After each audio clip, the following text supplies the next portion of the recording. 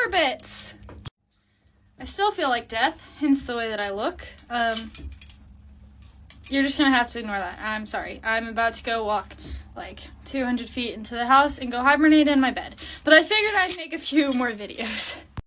To put it in simple terms, yes, I really do like rubber bits. We have a few horses that go in something like this, which would be kind of like an eighth.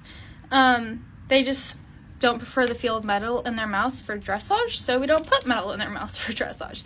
But one thing that you do have to watch out for with rubber bits is something like this. So if your horse is a chewer, I don't think that rubber bits would be a great option for them, especially happy mouths, because this happens most commonly in happy mouths. I thought I had another example to show you, but I think that I threw all of them away. One simple way to fix that problem would be bit wrap, so you can just find it at any tack store.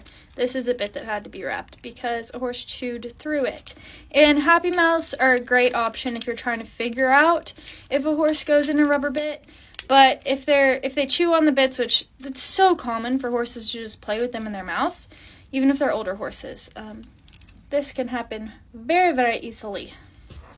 So rubber bits are great if your horse doesn't like feel of metal in their mouths. Another good option would be a leather bit.